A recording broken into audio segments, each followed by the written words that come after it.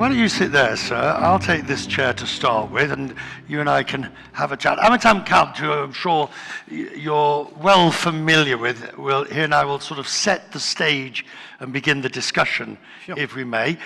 For those who are not as familiar with you, sir, the roles that you have played in the development of the tourism, initially the tourism industry, and indeed in the economic ecostructure of tourism, have been quite remarkable.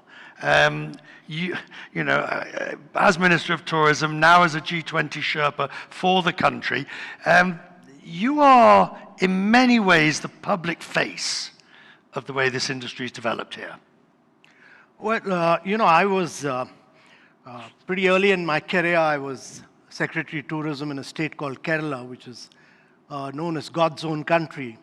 And very few people had heard about Kerala. People used to come to India to go to Rajasthan or go to Kashmir. We took Kerala up the value chain and we opened up its backwaters, its houseboats, its Ayurveda.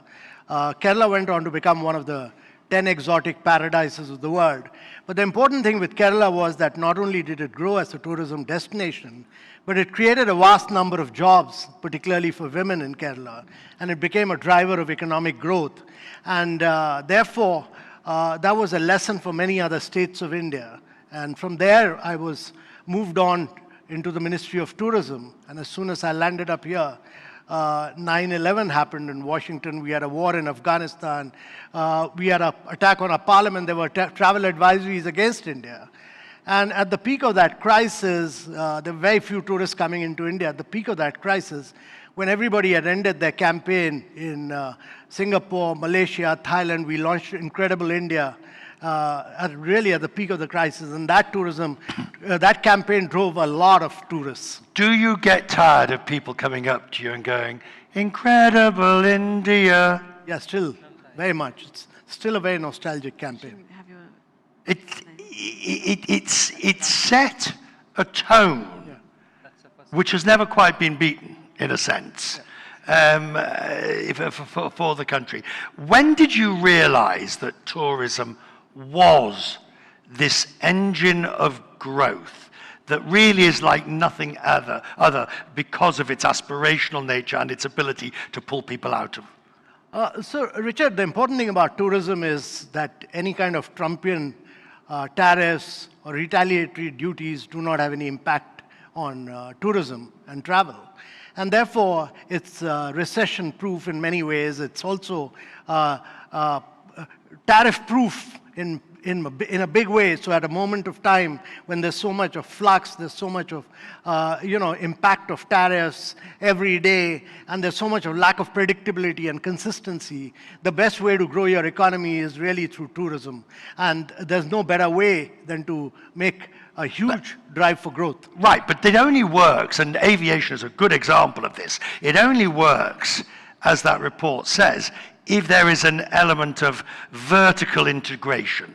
Everybody has to be on the same page, not because if you're going to gain the full benefits. So how do you convince people of that? Richard, our own example of India really shows that in the last 7-8 years, we've taken the number of airports from about 70 odd to about 150 odd. And India's ambition is really to create about 400 airports. How do you do that manageably, sustainably, responsibly? So if you look at the Indian airports, several of them, if you go to Cochin in particular, it's all 100% run on green energy.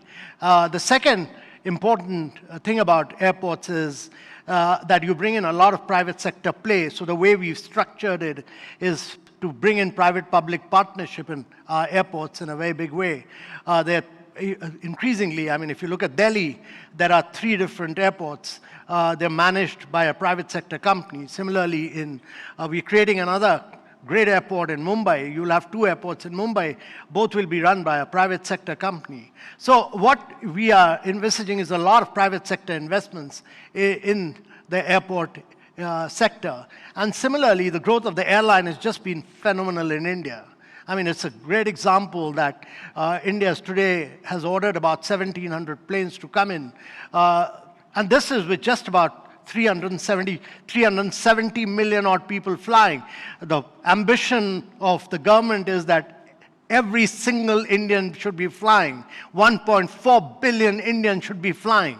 And therefore, we are at the beginning of the growth story. Right, but the tradition is also, as you are well aware, when it comes to aviation, there has been a good, strong dose of protectionism. That's right. And for good reasons, I guess. On the international front, foreign carriers have stolen a lot of the traffic. Do you believe the industry here still needs to be protected? Well, you need great airports, you need great airlines, and you need them to do long haul, and you need a lot of Indians to fly Indian carriers. That is what is going to happen as long as your carriers become the world best. Do they need protecting? Well, I don't. I think they should be good enough to go and compete in the market. Indigo and Air India should, in due course, with their wide-body jets, should go on and compete and beat Emirates. They should take on Qatar Airways right in the market space. We believe in competing in the market space. And related to that, Peter Elbers points out, we talk about is there room for two? He makes the analogy of Europe and the number of carriers you've got in Europe or in the United States. You're still only talking about 2 large carriers for a population of how many? 1.4 billion. But there are many more. There's 3 or 4 new carriers coming into the market. And it'll be, you have one carrier which is about close to 65% of the market share. You have another one with about, say about 20 or 24 odd. And then you have 2 carriers with about 5-6% each. So 4 carriers really, but there are many more coming in. The ability of this industry to grow, on this facilitation area, because you're heavily involved in government in those areas, I don't think I'm giving away any secrets when I say that many of us, let's say, didn't find it the easiest way to get our visas. There were, there was paperwork and things like that. And I know that the government has put in place an e-visa system, et cetera, but there is a lot more that could be done to make it easier. Yeah. Well, we have a system of electronic visa, which is given pretty quick and fast. I think there's scope for further improvement. We'll do that. But one of the big things that's happened domestically, Richard, is the use of Digi Yatra, which is on the mobile. Every Indian uses the mobile today to do fast payment, to buy insurance, to do stock market transaction. And Digi Yatra actually gives you a totally seamless transaction if you're moving from one airport to another. People who are visiting here, I've been here many times, as you know, but I don't think people visiting here realize that just how obsessed Indians are with the stock market. And in a way, unlike anywhere else, people will tell you about what's IPOing, what the scripts are. Everybody knows every detail about it. It's extraordinary. Well, they're obsessed about stock market, they're obsessed about cricket, and they're obsessed about Bollywood. So 3 obsessions clearly in India. All of which play beautifully into travel and tourism. Absolutely. In a sense. So actually, we've just had this IPL cricket tournament, and it's been a huge driver of growth. It's been, sports as a driver of tourism is enormous. Entertainment as a driver of tourism, in India's case, is huge. I worry, though, often with India, it's a case of getting so far down the path and then tripping over your own shoelaces. It's happened before where policies have been put in place, they're the right policies, they're the right one, but the final part of execution doesn't quite make it. How can India prevent those mistakes from happening again? So, Richard, we are at the beginning of the story. This particular region is going to account for about 65% of the total traffic flow. We are a $4 trillion economy. We are just become the 4th largest economy in the world. Our ambition is that by the time we become 100 in 2047, we should be close to a $30+ trillion economy. The important thing is that the demographics are very young. The western part of the world is aging. Japan's already aged. Even China is aging. India is just 28. Even when we become 100, the average age will be 35. It's a country of baby boomers. So what needs to happen? Well, we need all these young people to be traveling all the time, and that's... Well, no, first of all, you need them to be obviously educated, and then stay. You don't need them going overseas, or maybe for education or whatever, but coming back and building the country. Yeah. So the important thing for India is to drive its Human Development Index, which is in terms of learning, in terms of health outcomes, etc. But it also needs to drive manufacturing in a very big way. But one of the big things that's going to happen is it's sustainable urbanization, because you'll see 500 million people getting into the process of urbanization. So you need to create 500 new cities in India. You need to create 2 Americas in the next 5 decades. You need to create a Chicago every 5 years in India. That's the challenge for India. Can you do it? Well, it's challenging, but India has demonstrated its great... Can you do it sustainably so you don't screw the planet at the same time? So, Richard, the important thing is that net zero is net positive for India. We strongly believe that India should be the first country in the world to urbanize and industrialize through a process of decarbonization. And that's why we're the only G20 country which has achieved its COP21 target, committed at Paris 9 years ahead of schedule. We're the only country which has done 210 gigawatt of renewable energy. No other country in the world has done that. Oh, they like that.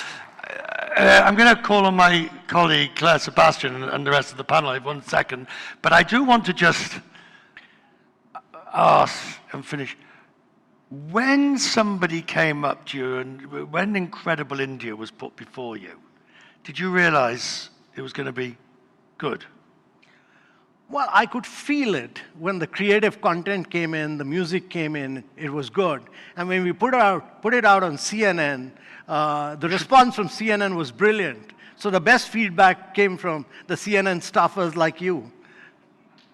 Should still be putting it out on CNN. Yeah, we do that. I have the contract here for you. At this point, I think, so why don't you take the middle seat? I'm going to stay in this seat. Clare, Sebastian, would you like to come up and join me with your panel? You take that seat. That's perfect, sir. Clare, my colleague Clare Sebastian, who is now going to take the lead. Hi. Good afternoon, everyone. So the next 45 minutes, and I'll introduce these panelists in a minute, is to broaden this out. We have 3 more panelists.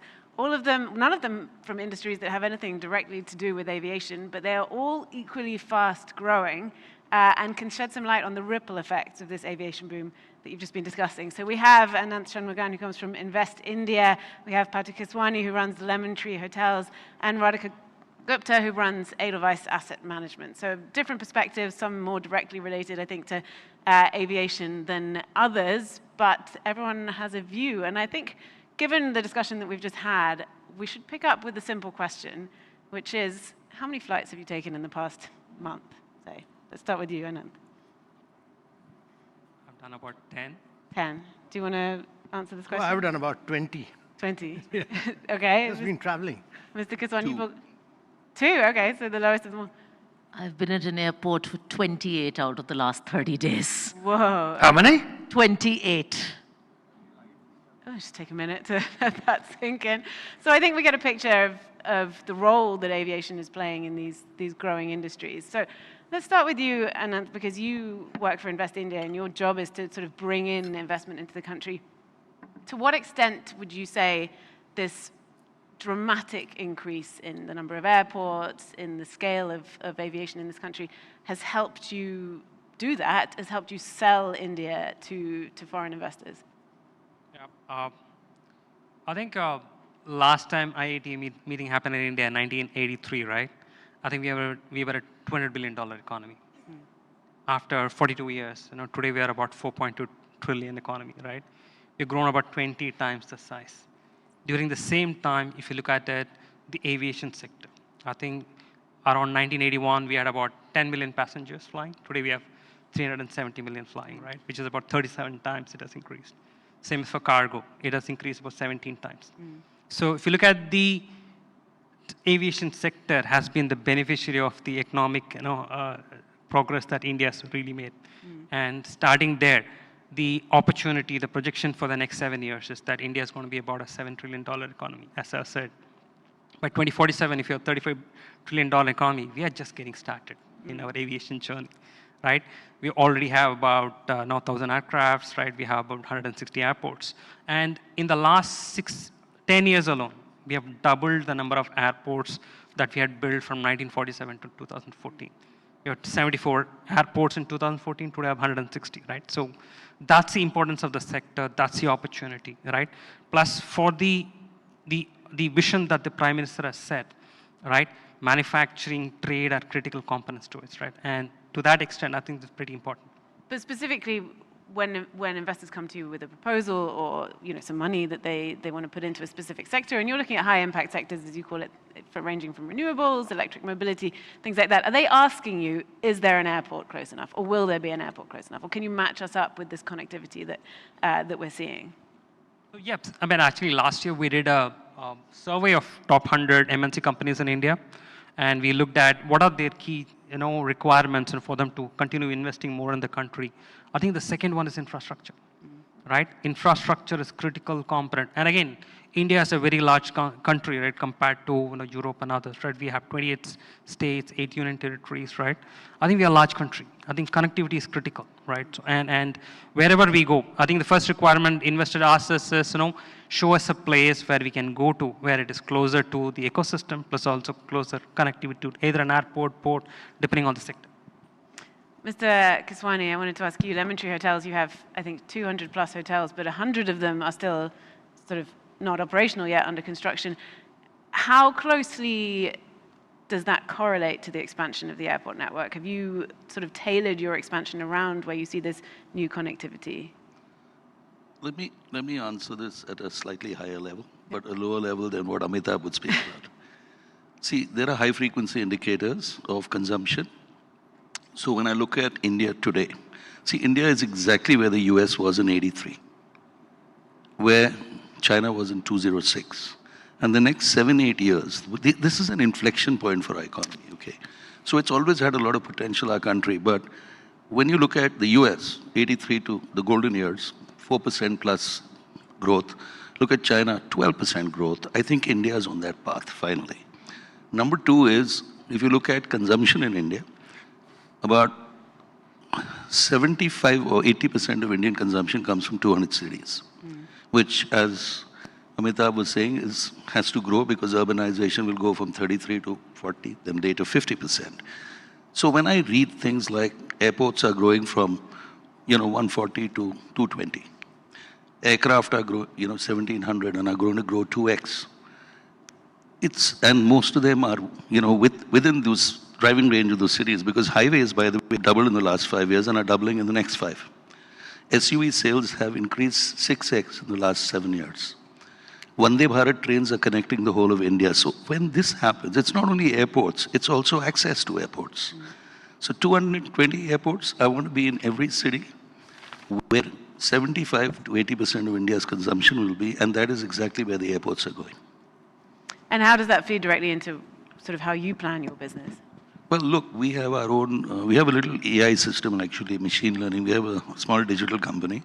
And what it does, it scans multiple data sets. I'm not saying this because I feel it, because all of us, by definition, especially entrepreneurs, are very, very optimistic. I can see it happening wherever we have put up a hotel within half an hour of an airport. There is a material difference. Now, the second interesting thing, so these are high frequency indicators, right?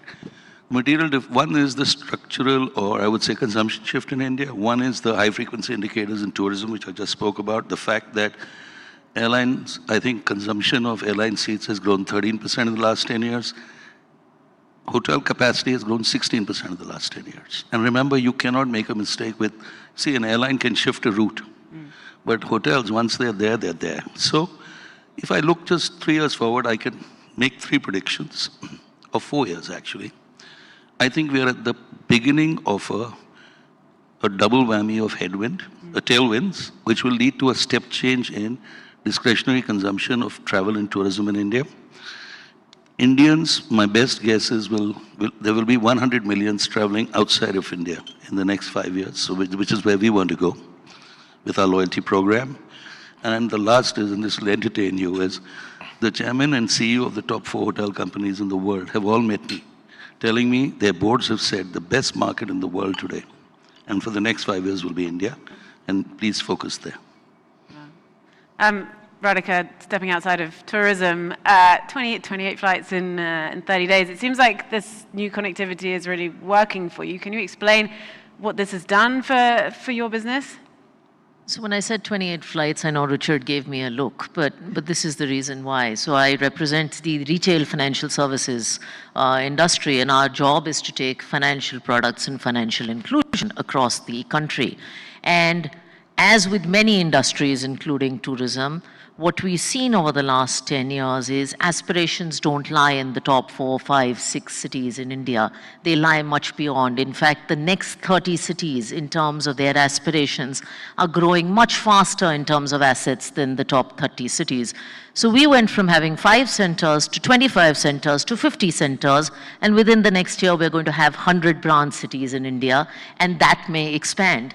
Now, each of these cities calls for infrastructure and airport access, because if you have to provide sensible delivery of financial products, you have to be present on the ground, which is why I'm in that many airports. So if you want to connect capital markets products or financial products to investors, you need to be out there meeting those investors, meeting those distributors.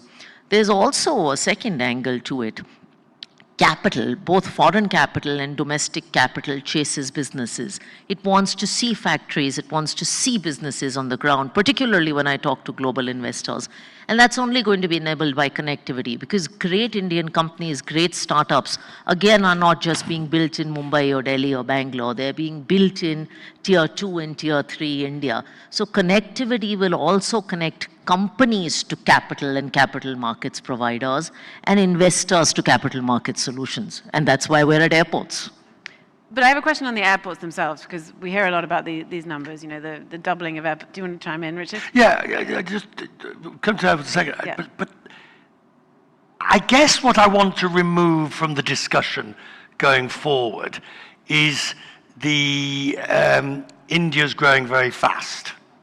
Let's take that as a given. Let's take that as a given that the numbers are astronomical and we haven't even started yet. But I think we have to go to what is the challenge that you have to do that. Anybody can grow. Anybody can actually, you know, growing per se is not the difficult bit in India. Growing, I would say, responsibly, growing in a manageable fashion, that is going to be the challenge, don't you think? Yes, I think growing responsibly, growing profitably, because I represent the stock market, which you know Indians love, growing profitably. They do, don't they? Yeah, they do. So growing responsibly, growing profitably, growing sensibly, all of this is a challenge. But I don't think when you build extra capacity in India, as far as airport or infrastructural capacity, you're building ghost capacity. In fact, wherever capacity has been put up, you take the recent example of Prayagraj, where you had 66 crore people who came because of Kumbh.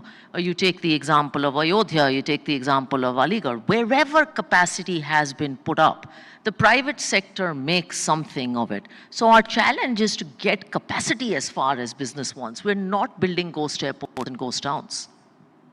But is enough being made of these new airports? I mean, maybe I can ask you, Mr. Kant, is it being sold enough? Because airports, you know, as Richard and I think everyone on this panel knows very well, they're not just sheds with runways. They are a representation of the city where they are. They can in themselves, I think, help sell the place. Is that being done enough as this network expands so rapidly? So if you go to Bangalore, you'll see the greenest airport. And if you go to many of the Tier 2, Tier 3 cities, you'll see a representation of the local architecture in many of these airports. But the important thing is that India is the only country in the world which is making about 9 airports and 3 metro travel systems a year. And India is the only country in the world today which is doing about 30 kilometers of roads. That's highways and expressways, and about close to 12 kilometers of railway lines every day. So if you're creating 9 airports a year, that's, it has a huge multiplier impact on your economy and on your travel and tourism. Yeah.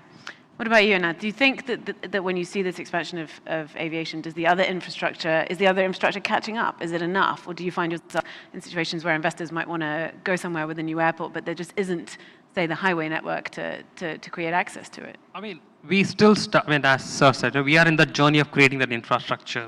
The problem with the hard infrastructure, it takes time, right? But the good part about India is there are so many alternatives, right?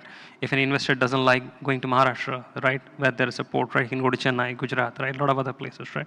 So there are options available, but that infrastructure will take time for it to come, right, and government is working on it, right, and that will take time. But in the meantime, I think what attracts people is, one, the track record of government being able to create that infrastructure as they promised the last 10 years, and the plan for future, and they are confident that that will happen, right? So we see a lot of investors trying to start small in places that they are, and as and when they get better infrastructure, they expand rapidly.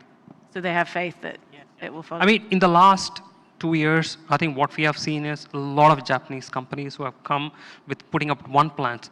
Within, normally a plant cycle, refresh cycle is about 3 years, right? Within the second year, they started 3 more plants, simply because, one, the opportunity, and second, building in India and exporting, right? The labor cost in India is 40% cheaper than their alternative market that they're working on, right? Huge advantage, right? So we have started seeing a lot of investors who come, do small, get a hang of the ecosystem, what's happening, right? Rapidly scale. So they want first mover advantage. Yeah.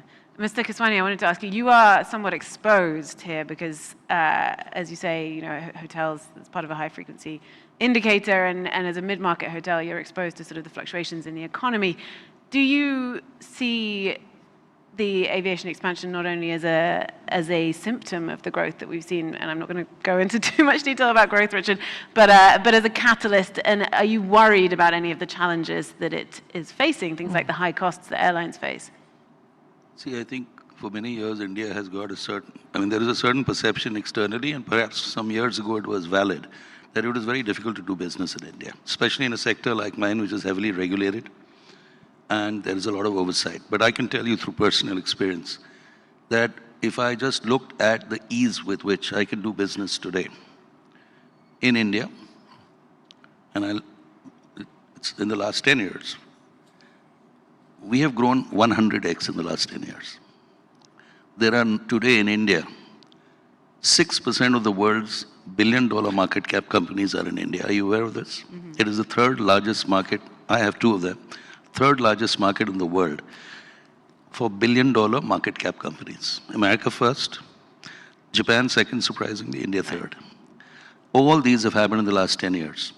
The point is, this could not have happened with a headwind. It has happened with a tailwind. I'm going to interrupt you if I may. Yes.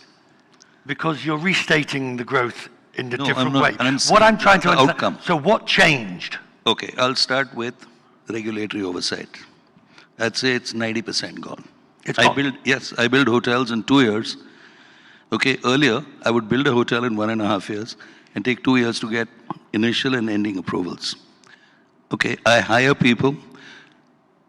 40% of my company is people who are, let's put it this way, under class 10, that is not high school.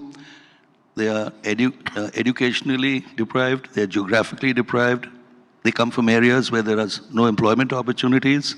The government has encouraged me through multiple schemes to hire them. I have about 12,000 employees now. 5,000 of them are from this category. I have 2,000 women who've come who are either widows, who are single women, and so on. I think what the point I was making was the golden years. I can see it happening. For the first time, Richard, I watch your world of wonder, so let me make you wonder. For the first time in the last 25 years, see, hotels have very long gestation. I own personally 2 hotels in New York. Let me tell you, it is more difficult to build a hotel in New York than it is in India. By the way, Timothy Geithner is a friend of mine. He didn't believe me. I told him this. Let me tell you about debt. My loan to value today is 60%. I get 15-year debt instead of 5-year debt. There is no asset liability mismatch in my borrowings. my cost of debt is 1% more than what it is in the US today. Don't tell me why I won't succeed when the economy is growing 3x and my cost of debt is 1% more. And why did I grow 100x in the last 10 years? The ability, I'm going to challenge you now, okay? No, the ability, cheap shot. If in doubt, Bit of a attack. fan because of World War. No, but you see, I want to know why you haven't come to India with that World of Wonder. sorry? You haven't come to India and done World of Wonder, have you? Oh, Wow. this is Stop, too let's go. delicious. This is just too delicious. He's about to eat his words. No, I haven't seen that. I haven't seen this serial just like you haven't The seen my reason you hotel. haven't seen it, sir, is because I'm filming it right now. Ah. So I arrived in India middle of last week. The first 3 days of my visit is filming. It's IATA. Then the last 3 days are also filming. But you'll be up tonight to watch Quesmeans Business, which comes live from outside. Listen, we have stopped questing for business. We got it. No, World of Wonder will be coming. The next edition is from India. Okay, wonder. Radhika, I saw you nodding along during that conversation. Do you want to pick up? Are you also finding it easier nowadays to do business, or what are the challenges that you're facing? I think it's gotten materially easier. Look, I'm not from the tourism industry, so, I'll pick it up and perhaps add to what Richard was saying and make two specific suggestions as we think about evolution of airlines and business. And they're suggestions because I think India is a uniquely diverse country. When you sit in an airport, you have someone who is a business traveler who's looking for efficiency, and someone who is a first-time traveler who's seeing a security screening for the first time and may not be familiar with the local language. So it's a country that's very diverse, and I think as airline partners that may be worth thinking about. And just two thoughts I wanted to share there. One is, one place that we can do work on is region-to-region connectivity. So when you're doing connectivity, for instance, companies like ours do conferences. We're present in 50 locations. Now, it's not necessarily that everybody needs to come to Mumbai or Delhi to be connected pan-India. So exploring more city-to-city connectivity with smaller airports, smaller carriers, regional airlines, as Mr. Kant said. I think the coming up of airports in Noida or third airport in Mumbai, these things will help. Because region to region, tier 2 to tier 3 connectivity without having to come to hubs, I think is important. The second thought is that you can't look at India as one. You have to build goal-based solutions. So there's a solution you build for business travelers who are looking at Mumbai and Delhi and look at that airport almost like Changi and look for efficiency. But there's a solution you build for pilgrim travelers because religious tourism, as Mr. Khan said, is also going to be very, very large. And so there's a solution you build for business travelers. And there's a solution you build for medical tourism where the experience is that. So I think that's something that we need to start looking at.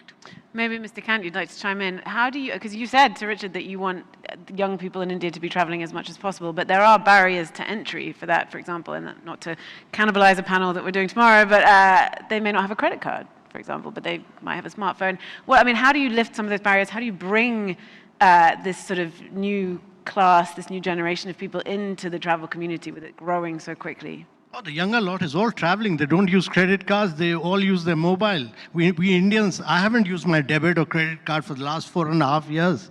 Everybody in India uses his mobile to make the payment directly from the bank. We've technologically leapfrogged in many ways. And I think it's important to understand that, India is a very large country. It's bigger than 24 countries of Europe. And therefore, there's a lot of experiential tourism in India.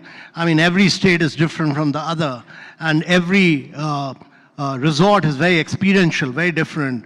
I mean, Richard has got used to staying in Ritz-Carlton and Four Seasons of the world. He should move over to some of these Indian resorts and get a real feel and experience of India. I'll follow you, sir.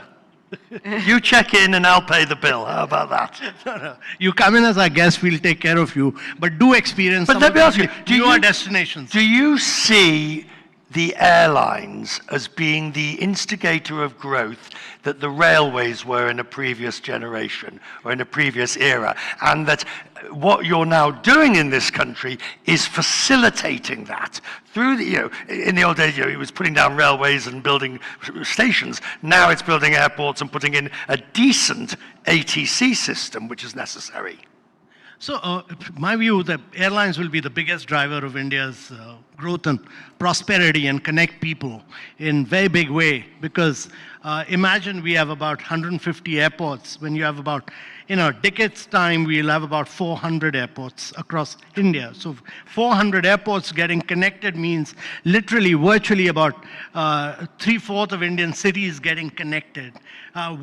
Through airlines. And that's why the Prime Minister says that he doesn't want just 350 million people to be traveling. He wants 1.4 billion people to be flying across India. I mean, I have to pick up on a point that you touched on earlier, which is how do you do that? Because in Europe, we're going the other way, right? We're being told many countries are banning short-haul flights, telling us all to get trains because it's more sustainable. So then how do you do this in a way that is sustainable? Because I think certainly the younger generation, that's what they're going to be looking for as they increasingly sort of take over as the traveling public. Maybe Ananth, you want to pick up? Do you have a view on that? I think India has always, the solutions that worked in other places don't work in India. I think India always has developed its own new solution, right? For, as I was saying, right, the UPI payment system, right? I mean, it's a completely Indian-grown, Indian indigenous system, right? That has completely transformed, no parallels anywhere in the world, right? So I think we've been able to develop India's own unique models. And as the Prime Minister has set the goal for 2070, right, as net zero, right. I think we will find our own way, right, in the times to come. All right. Let's hear from you, our distinguished panel. So what could screw it all up? Any of you? What could actually ruin this lovely scenario? Well, one can be the Trumpian tariffs. The other will be conflicts around the world. I mean, they're all very realistic possibilities. No, absolutely. You have a conflict in Europe for the last 3.5 years. The World War I was fought in Europe. The World War II was fought in Europe. And you have, after yesterday's attack, you'll probably have a World War III in Europe. So you are in the midst of conflicts. You have a conflict in the Middle East. So conflicts are very important. But I think a country like India, which is growing and rapidly expanding, needs to be very, very positive, needs to be constructive, and needs to constantly, on a daily basis, carry out structural reforms. Now, that's getting to the point. That's it. My point is, you're talking about exogenous events, for example, wars. I'm saying, at home, what could screw it up? Well, go on, any of you. We'll take all of you. And well, I'm talking as a consumer of policy. He's a decider of policy, so let me answer that. In India, if I looked at risk, because risk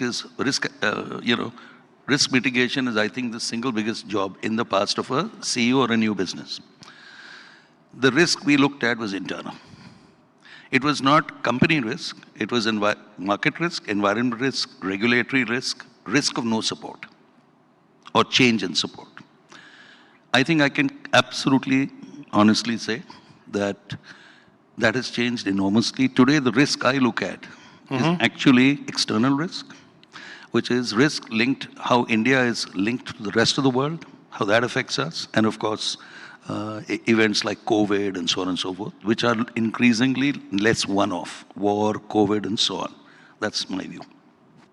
I think it's simple. As investors, what we look at is policy continuity. What's worked for us over the last 10 years is clear directional policy to expand infrastructure, whether it's airport or others.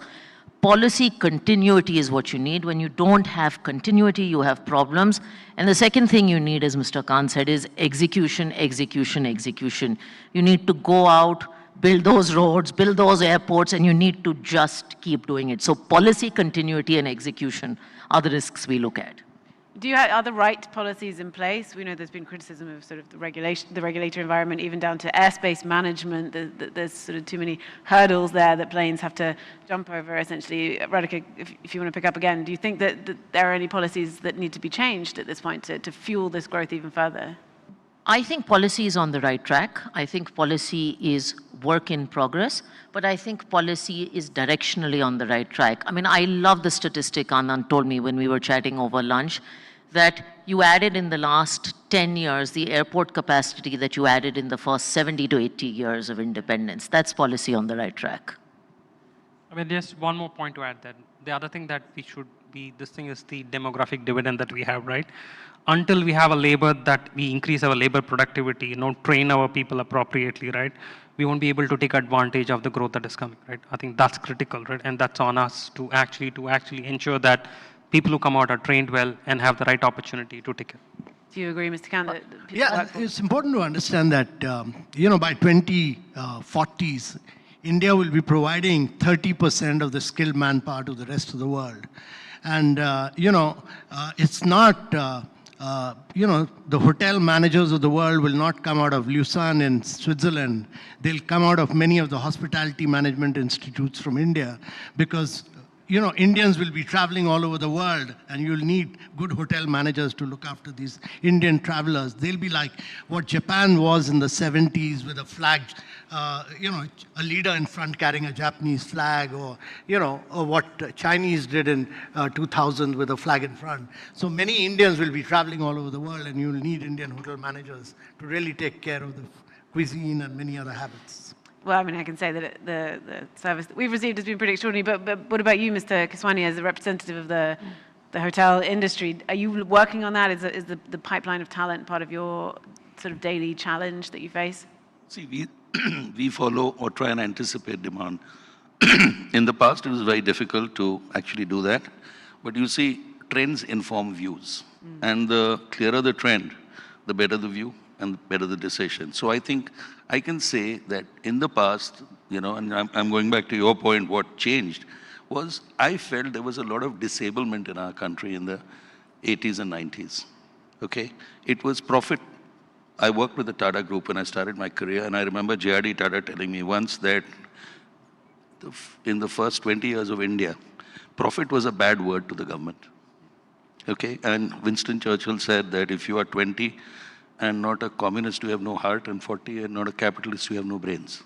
And India has always been 30. Okay? We are neither here nor there. So the point is that's changed. And I think it is actually social capitalism that we will lead the world with. Because there is definitely, I know we are not a fully developed economy. We have to take care of the 1/4 of the world, of the population, which is poor and destitute.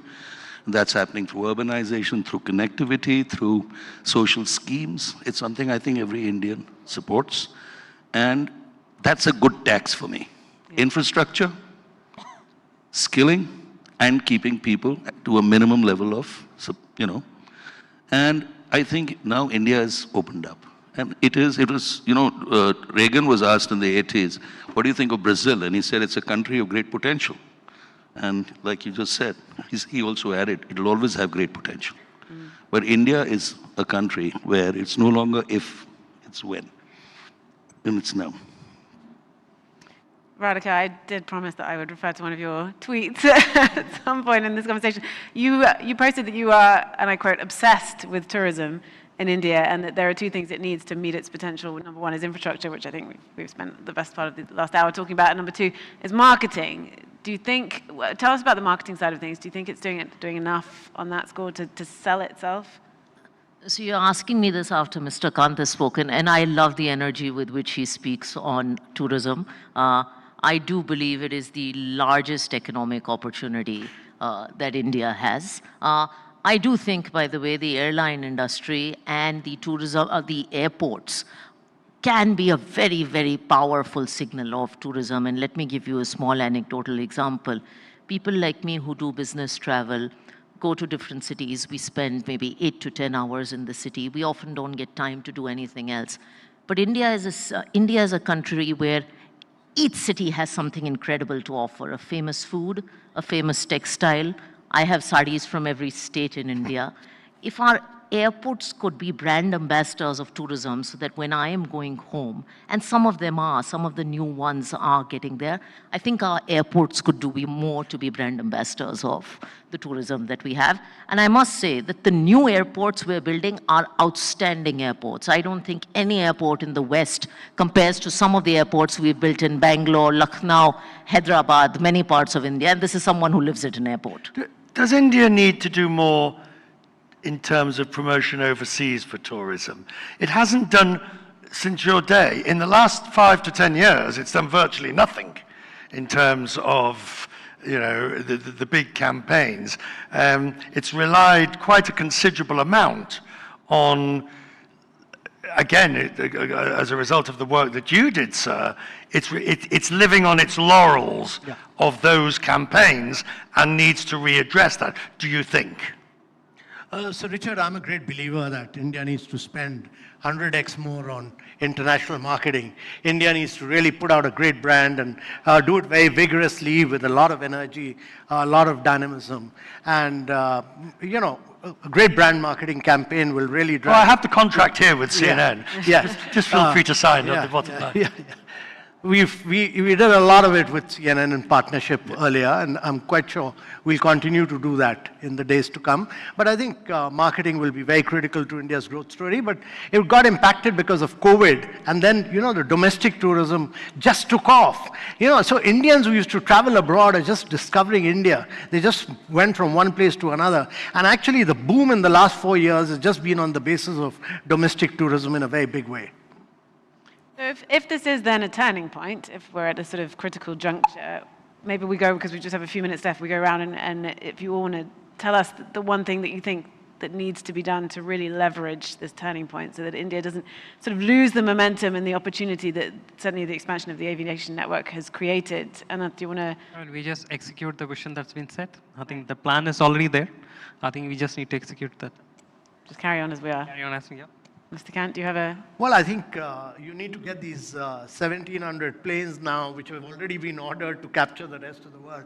You need to compete with the best airlines, and you need to get tourists from all over the world through the airlines. There's nothing better than that. There's the airport infrastructure with now about 150 airports, and the 400 airports which are in pipeline right now will be great infrastructure which will be created. So the challenge was to get good aircrafts quickly and very fast. So once you have that, then you'll really get tourists from all over the world.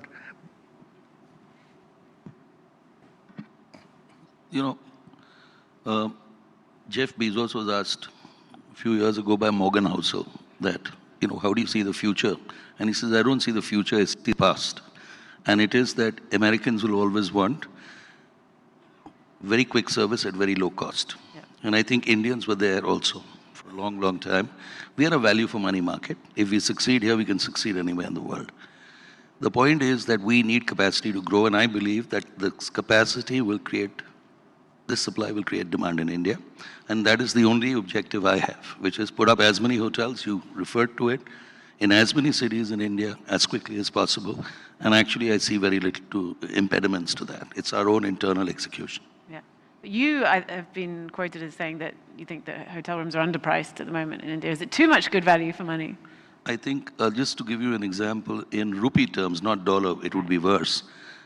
The average price of hotels today, and I've said this on CNBC many times, is 30% lower than what it was 20 years ago, because it's so cyclical. We are not dependent on, airline fuel and so on and so forth.